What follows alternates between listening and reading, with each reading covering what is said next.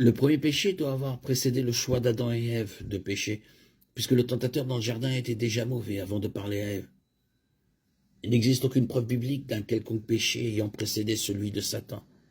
Le moment où Satan, Lucifer, a été chassé du ciel est décrit dans Ésaïe 14, 12.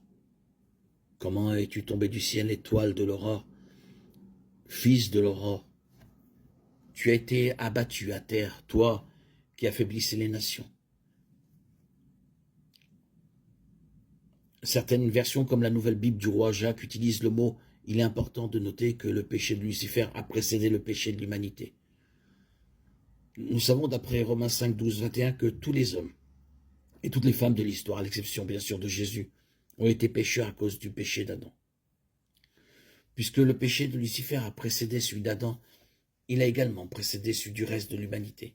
De plus, le péché de Lucifer a apparemment précédé celui du reste des anges qui sont tombés, et nous le supposons ont été corrompus en démons. Dans Apocalypse 12, 4, nous lisons que la queue du dragon, qui représente Satan ou Lucifer, emporta le tiers des étoiles du ciel et les jeta sur la terre. Puis au verset 9, nous lisons que le diable ou Satan fut jeté sur la terre et ses anges avec lui.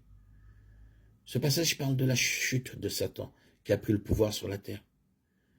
Lucifer, au lieu de l'expression étoile de l'aurore, et c'est de là que vient le nom de Lucifer, a emporté avec lui un tiers des saints anges dans sa rébellion. Ainsi, le péché de Lucifer a précédé à la fois celui de l'humanité et celui des autres anges. Enfin, la Bible ne nous parle pas d'autres créatures capables de pécher contre Dieu. Les anges et les humains sont les seuls êtres moralement responsables et donc capables de pécher. Il est raisonnable de conclure que le péché de Lucifer fut effectivement le premier péché, car le péché humain et le péché angélique sont tous deux survenus après sa chute. Il semble qu'il n'y ait pas eu de péché avant celui de Lucifer.